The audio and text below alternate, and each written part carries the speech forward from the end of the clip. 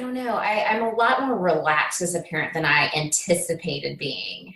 And it's made it so much easier for me to not, instead of worrying constantly about what they're doing wrong or, that I'm raising a bad kid and losing time seeing the awesome kid that's right in front of me.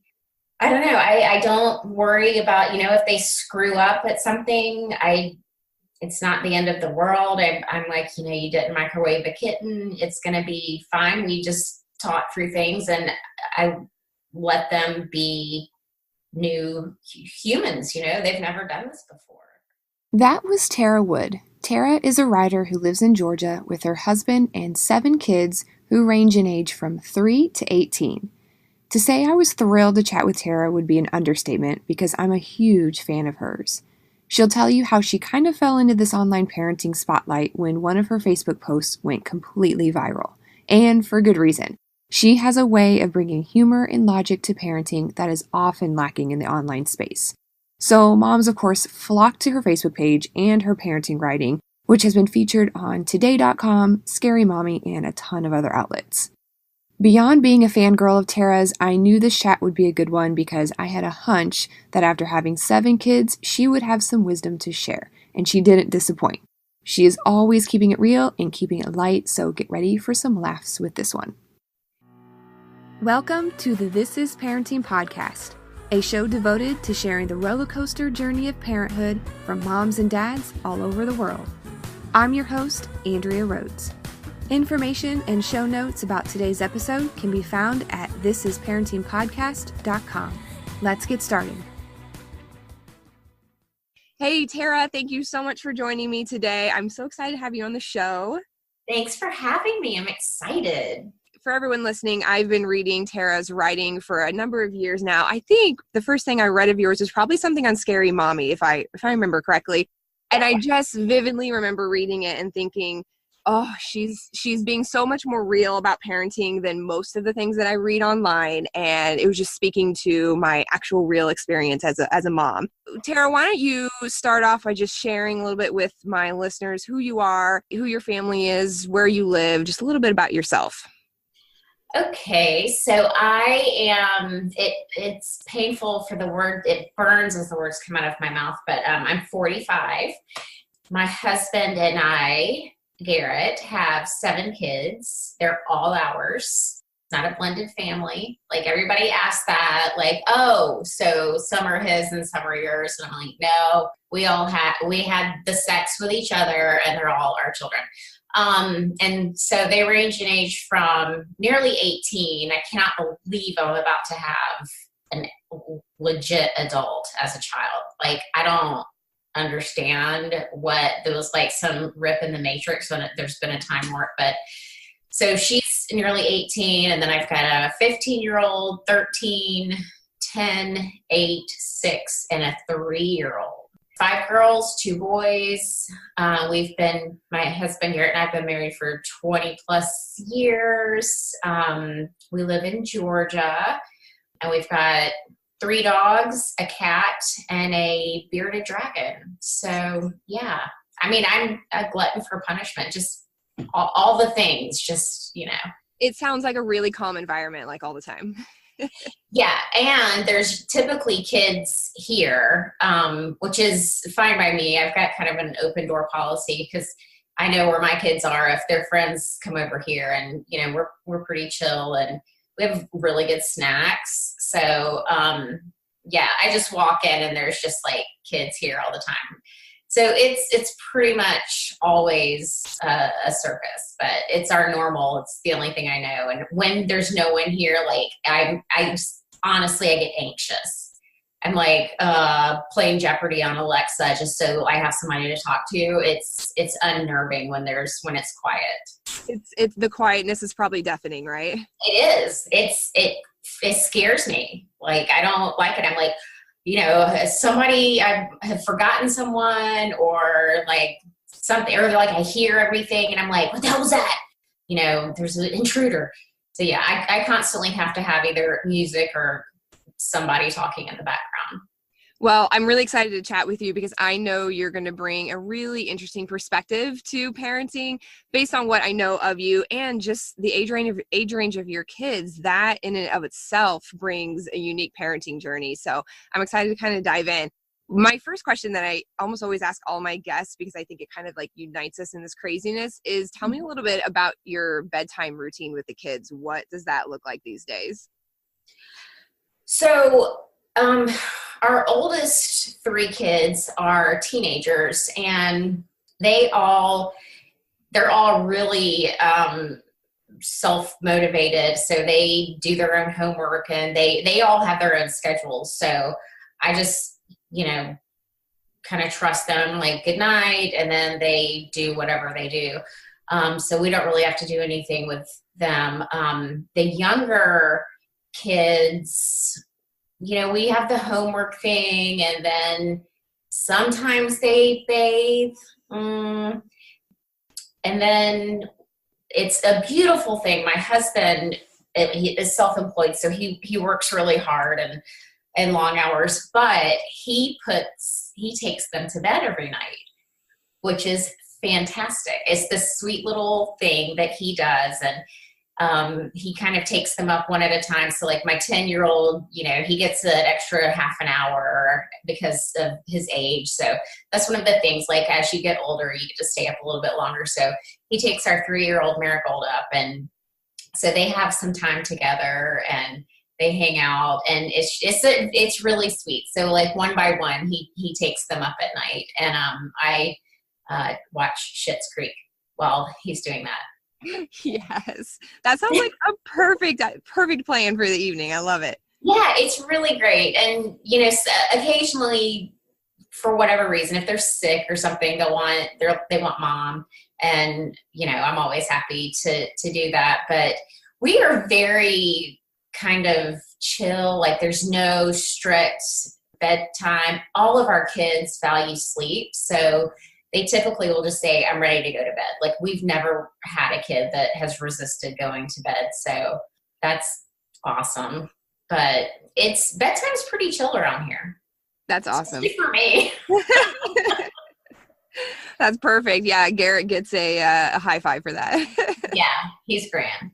What is something that you would call unique about your parenting journey? I'm not the parent that I thought I was going to be. And I think that a lot of people would probably answer this way. Before I had kids, I was all, no sugar, they're only going to watch PBS, and that's going to be after they're 3 years old. We're going to be talking about climate change and stuff like that. That that went out the window real quick my kids were watching TV at like 6 months, so I could brush my teeth or whatever. But I don't know. I'm surprised by how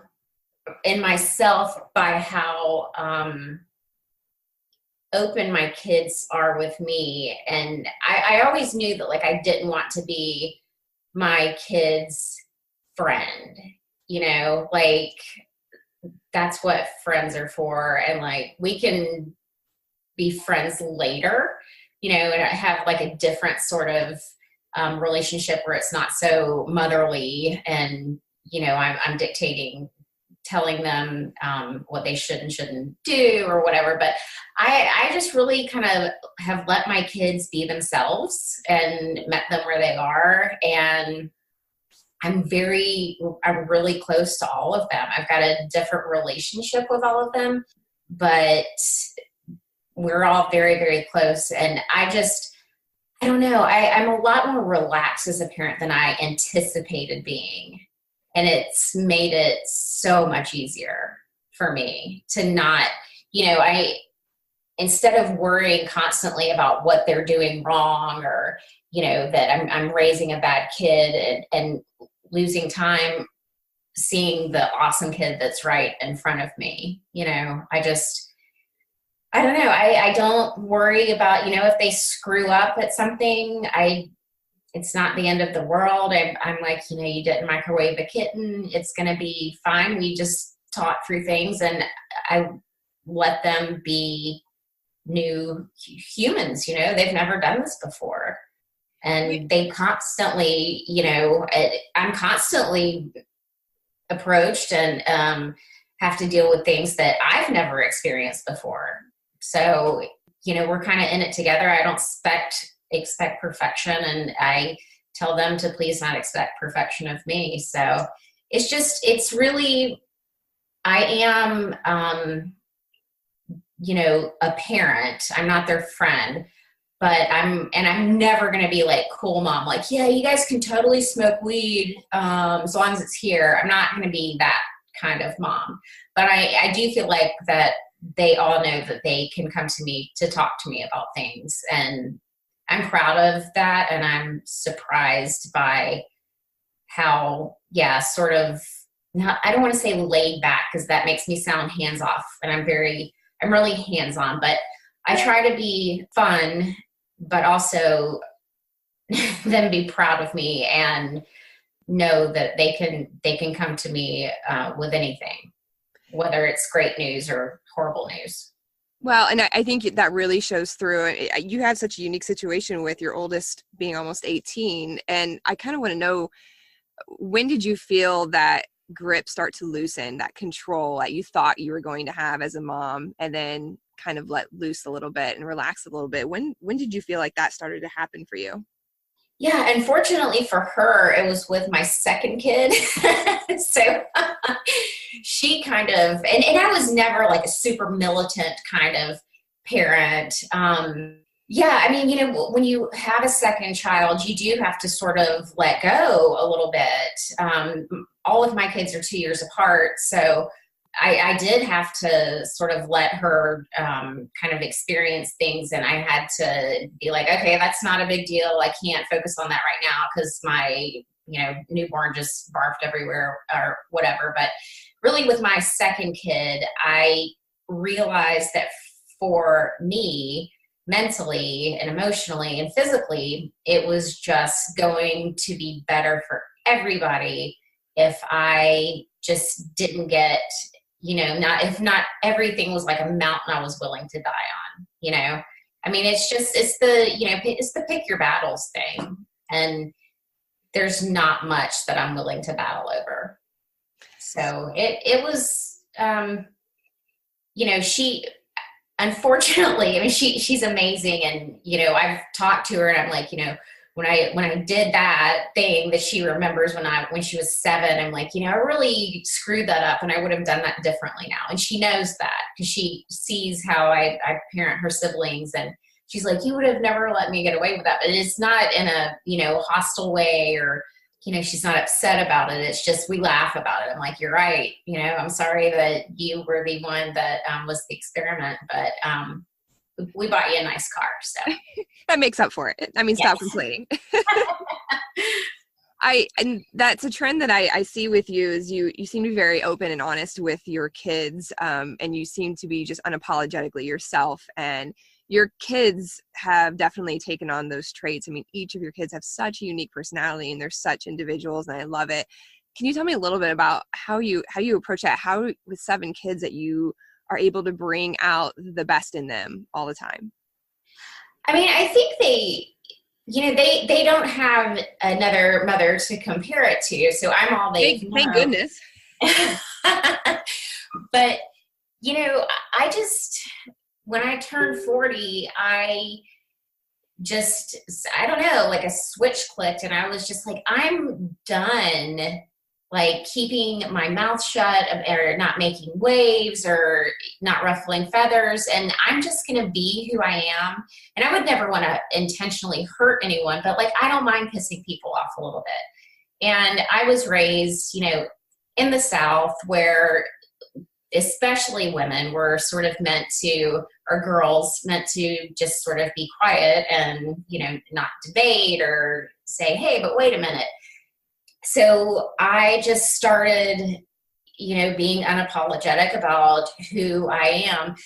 And I think that it's made them braver, when they've had issues with, kids not liking them at school or whatever, I'm like, well, that's really none of your business, because that's how I feel when I get feedback from people who are like, I don't think that as a mother, you shouldn't curse. As a woman, you shouldn't curse, or, for whatever reason. And I'm like, that's your opinion and that's fine, but I really don't give a shit. That belongs to you, not me.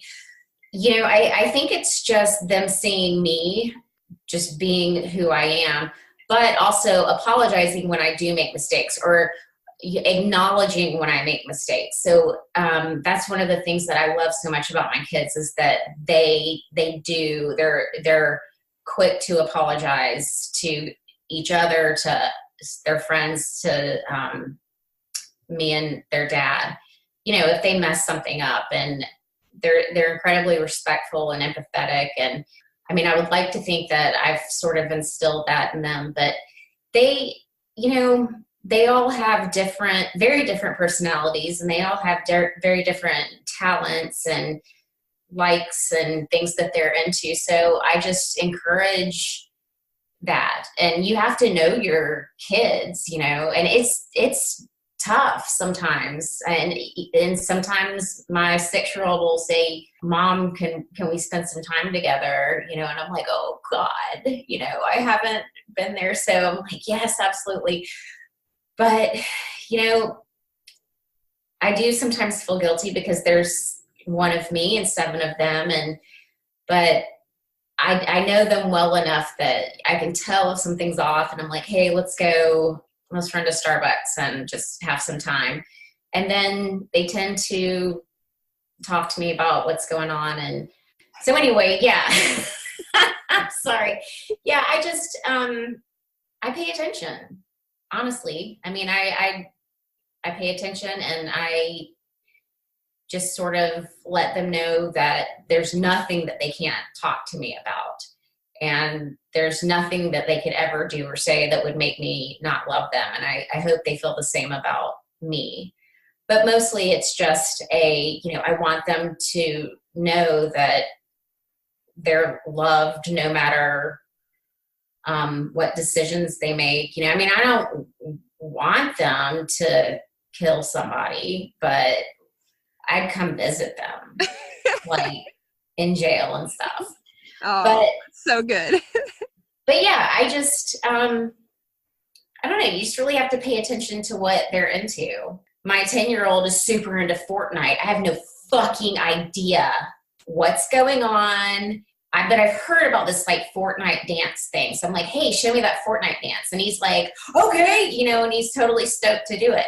I don't know. I mean, I'm totally feigning interest, but he doesn't now, So yeah, you just meet them where they're at, figure out what they're into, pay attention to them. And I think that when they just feel comfortable and know that they're loved by their parents, no matter what, they, develop their own self-love. I know a lot of your followers are just so loyal to you because they love how real you are with what you share online. And you share a lot. You're kind of an open book when it comes to a lot of the parenting side of your life, which I know so many people enjoy. How did you come to terms with like what you share online, and why did you make that choice to share so much of your parenting life with the world? Yeah, I had no plan to start a blog or start writing or anything, but I would just, on Facebook, I was just sort of sharing these anecdotes of things that were happening during the day, little conversations and stuff. And I started getting all these friend requests from people I didn't know. And then someone eventually said, my friend so-and-so reads your stories. And this was just from my personal page. And I was wondering if you would accept my friend request so I can read them. And so I decided to start a Facebook page, and then people started following that. And I don't know, I never really read any other parenting bloggers or anything. And it didn't occur to me that like maybe I shouldn't tell people these stories. But then people were like, oh my God, I feel so much more normal now. Or, oh my God, you guys are disgusting and I can't believe you told us that. But be that as it may, I mean, it's real. So I'm just like, it's fine. Once my kids get to, 10, 11, 12, I ask them if they're okay with me sharing a certain story or anecdote or whatever, or conversation. Because, they're on social media and they've got their street cred or whatever to protect. But a lot of their friends follow me, so that's kind of interesting. But I never want to embarrass them, So I am mindful about that once they get older. But when they're younger, I mean, it's all bets off. I'm like, I'm fucking telling that story because you are not on Snapchat or Instagram, and it's hilarious. So I did see you put like a preface to one of your Instagram posts that you're like, if any of his friends are going to be, watching this, you need to tune out right this second. Yeah. It was a dirty joke, but I want to embarrass my kids, but then again, like I'm not going to not be who I am, so I'm just, and actually my 13-year-old the other day was like, do you have to say this or do you have to say that? I'm like, well, yeah, but your friends don't have to follow me. So, but I'm not going to not be who I am, because people do, I think, find some solace in not just seeing the highlight reels, or just, and I'm not about to do that. I mean, parenting it's a tough gig, and it's gross and it's nasty. And there's a lot of, just emotional stuff involved and literal shit. And it's just, it makes me feel more normal when people are like, oh my God, I've totally done that, So if I can help others get through the day and know that it's all going to be okay. Look back at it one day or just in the situation, find the humor in it instead of like your head exploding or freaking out on your kid. Just find how you can look at this and say, this is the most fucked up scenario and I love it. It's just, it's rich with fuckery, and I'm going to embrace it. I think you hit the nail on the head, because parenting can be incredibly isolating, even though you are constantly surrounded by a little person. Yes. So when you can see somebody else going through something that you thought was so individual to you and such a shit show to your own life, and then to realize other people are going through the same thing, it just brings so much togetherness for you, and that you're not alone in this. Yeah, absolutely. I mean, I will go, because I remember, you can see moms in Target or the grocery store or whatever, and their kids having a meltdown, and people are like giving them the side eye and stuff. And I'm like, fucking assholes, go help her. So yeah, I'm not patting myself on the back. That just seems like a natural thing that moms or women should do for one another. Like, I'll go over there, I'm like, hey, do you want to watch some kitten videos on my phone or whatever? Or like, yeah, I carry gummy bears, individual snacks, or gummy worms in my purse, and I'm like, hey, do you mind if I offer this to your kid? And like, I'm not trying to be a dick. I'm just like, I'm trying to give them some space to breathe. And it's just sort of like, or like, I'll just do this nonverbal, like, look, like, I understand. Yeah, it's the mom nod. The mom nod. Yeah, it is. It's like, I know what's up. You should have probably an extra wine tonight. But yeah, I have zero time and zero tolerance for the sanctimony bullshit. I'm all about just saying, it's gonna be okay. I'm here for you. I'm here for your kids. And I think it's so valuable as women and as mothers for us to let each other know that, you're not failing. It's a moment, and you haven't done anything wrong. I mean, your kid is maybe being an asshole right now. I'm not judging you for that. Kids are assholes. So yeah, it's important to me for people to know that I know that parenting is a shit show. And I mean, it's just, let's be real. Like, people that are just, everything is golden all the time. And they're like, their kids are always matching and stuff. And I'm like, that's awesome. Do you see this on my neck? That's a booger that I just found. I mean, just real life is so much more valuable to me than the bullshit that people are, like to portray on social media. Well, this is probably a really good segue then. What, in your opinion, do we need less of in parenting culture? I mean, definitely, I think there's so many, being a parent it's a gift in that, we get to raise our kids however we think is best. So, some parents spank and some parents do timeouts. And I just think that we need to do less verbalizing of, well, what I would do is, and just say, okay, if that works for your family, that's great. I think more support, less judgment, because nobody knows what's going on behind closed doors. Nobody knows what's best for each individual kid.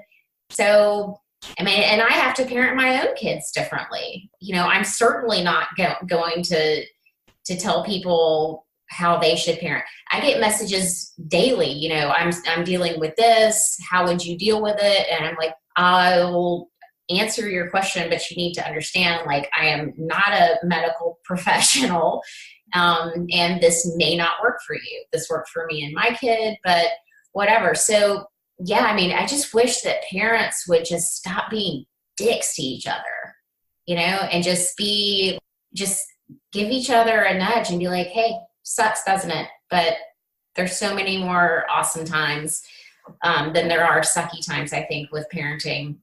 So, yeah, really, it's just stop being a dick and start being kinder. Wise words. Love it. Okay, so one of the other questions I wanted to ask you is, you are in a situation where you have teens and all the way down to toddlers. So what is easier, a toddler or all the way up to the teenager? That's a good question. It's different. Parenting young kids is physically more demanding, and it is, emotionally trying. They're pushing your buttons and towing the line and figuring out where their boundaries are. And, again, they've never done this whole human thing before, and each kid's so different. But I will say that as they grow up, for my experience has been that emotionally it's much tougher when you see your kid dealing with their first heartbreak, or feeling like they don't fit in, or some a bullying issue, or just the whole thing that comes with peer pressure, especially entering like middle school and high school. It's just really tough because you want to jump in and fix it and be like, what is that bitch's address? Because I'm going to stab her tires. But you can't do that. So it's hard because you listen and you want to say, this is what you should do. But you can't. Like, they have to navigate these waters themselves. Obviously, if they're, dealing with something where someone else is potentially going to get hurt, or there's their own self-harm involved, that's a totally different subject that you have to tackle. But for me, stepping back and letting my kids make their own mistakes and make their own decisions, but knowing that that's how they learn, is that you learn through situations, and they don't learn by me telling them what they should do, because that might not even be right. My kids have made some choices that I were like, oh my God, this is going to be an absolute catastrophe. And then it works out fine because they knew exactly what they were doing. And so, yeah, parenting teens, I think, is just a lot more bittersweet. Because then, I've got this kid who's like, oh God, I'm going to start crying. Like, sorry. Oh my God. People aren't supposed to know I have feelings. My kid's like applying to colleges and she's excited and she just applied to this college in New York City and we're in Georgia. And I'm like, I can't get to you in New York. And it hurts. It scares me, but I want her to go. But it's terrifying at the same time. Like I literally right now, my heart is thumping out of my chest thinking of her being a plane ride away. But I can't make her stay here. She's got to go. We raise them so that, and it's not kicking them out. It's so that they have their own wings to fly. It just hurts us. Or at least it should hurt, because if it doesn't, you're an asshole parent. But there's me judging another parent. I was joking. Take that back. So yeah, it's been tough. The teenage years, the toddler years, they go by so damn fast. That they're newborns, they're infants, they're suddenly toddlers, then they're preschoolers, and then you blink and they're applying to colleges. You lose track of time. Like, I was 27 when I had my oldest kid, and now I'm 45, and I'm like, how did that happen? And then where the hell did all these other kids come from? They just like showed the fuck up, and now I've got like 7 bottomless pits of wants and needs in my house. Yeah, to answer your question, it is different. I think mentally and physically, the younger kids, emotionally, the older kids, it brings me to my knees. Yeah. Well, and I think when they're younger, you do, even though it doesn't seem like it at times, you have the ultimate control over the situation, right? Like, even if they're pushing your buttons and they're being little turds, you do have the ultimate control whether or not. Absolutely. Yeah. You can take away their currency and, so you're right. That's exactly right. With the older kids, I can say, no, you can't do that this weekend because you didn't fulfill whatever, you made a crap grade or whatever.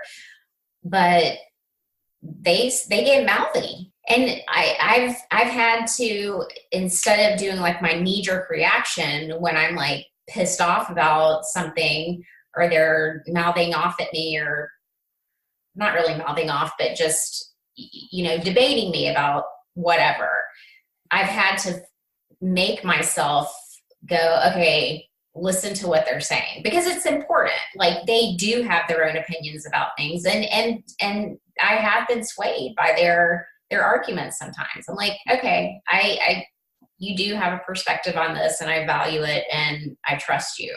You've given me no reason to not trust you, so try it, see what happens. It is interesting, because you do have to gradually let go a little bit of that.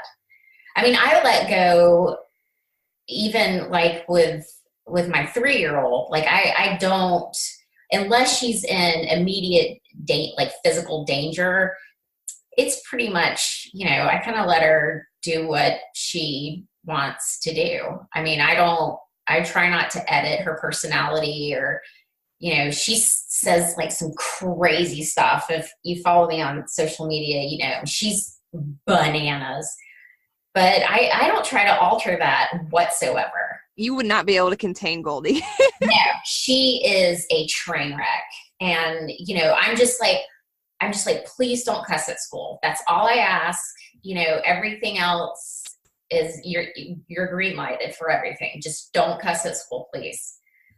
So yeah, that's pretty much it. I don't know. It's so much easier when you don't when you don't have this compulsory white knuckle need to control everything about your kids and parenting. It's so much easier when you can just sort of go, is it the worst thing in the world if they just have applesauce and Doritos for dinner? No. I mean, Doritos are made from corn. That's technically a vegetable. I mean, just justify shit and breathe a little bit, I do want to bring a hot topic that I know you've heard from people, and that is around the swearing. And I'm pretty sweary as well. And so I've had this debate with friends and family, and even just with my husband, and like how we address cursing around our kids. So I would love to hear your take on that. You know, my husband has always cussed. I mean, I've always cussed, but he would cuss around when we first had the little kids, openly around them. And I was like, stop, they're sponges. They're going to say that. Oh my gosh. And he eventually was just like, this is my house and I'm an adult. And so he just never stopped. And then he eventually, if they cursed in front of him, he would say, he never has labeled them as bad words. He says they're grown-up words. So I just kind of was like, okay, that's one of those things I let go of. I was like, it's not the worst thing in the world.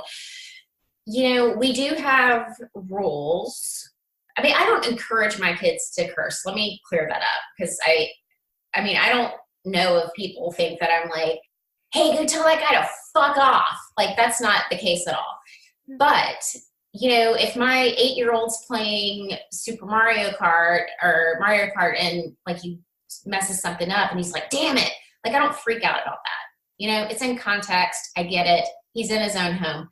However, our rules are don't curse around other people's kids or in other people's homes, around your grandparents. And if at school, obviously cursing, it breaks the rules. If you break the rules at school and you get in trouble for cursing, you have consequences through your school and you'll have consequences when you get home. That's pretty much it. Our older kids openly curse. Marigold curses, but I mean, we've just gotten lucky, I think, so far.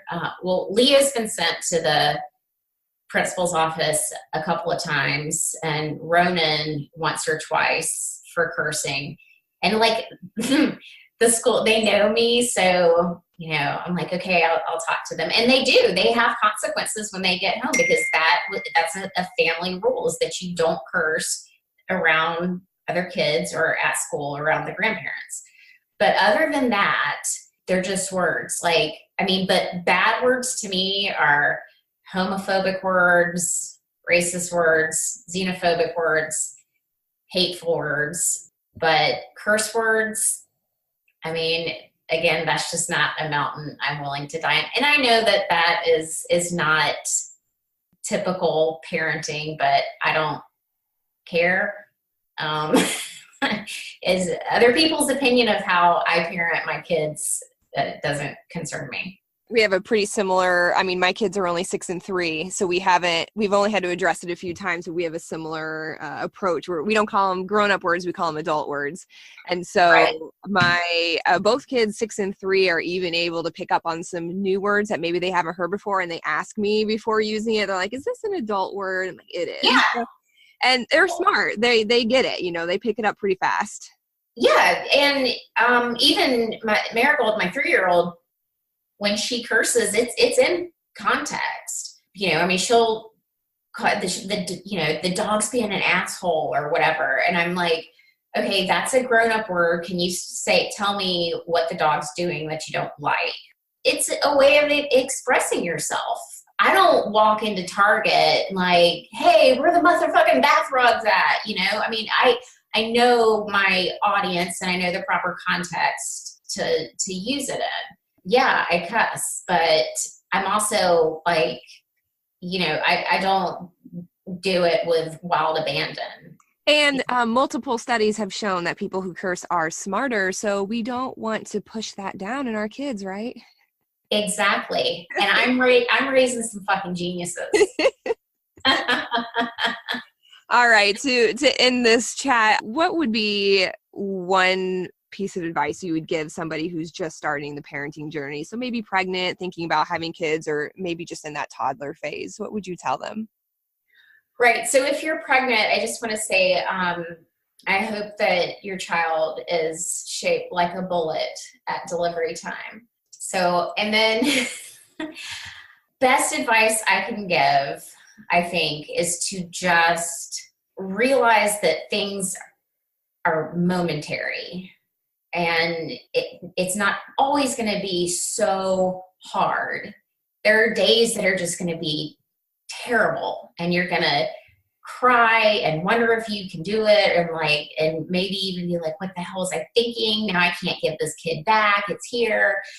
But it's momentary, and things will get better in different ways, and they'll be worse in different ways. But allow yourself to make mistakes, allow yourself to screw up, apologize for it, and just keep on keeping on. You have to move forward. But beating up on yourself or feeling shame or guilt about mistakes serves no purpose. It helps not your child nor you. Be okay with screwing up. Certainly be okay with your kid screwing up, as long as your kid knows that they are well loved and protected. At the end of the day, I think that's it. Solid advice from Tara Wood. Tara, why don't you tell everybody where people can find you online and how to follow what you're doing? Yes. So I'm on Facebook under my personal page, which is just Tara Wood. My fan page is What Tara Would Do, and that's Tara, WOOD. That's a take on, what would Jesus do? Because, it's apples and oranges, but I feel like we're pretty... Anyway, so I'm on Instagram at Tara Would Do It.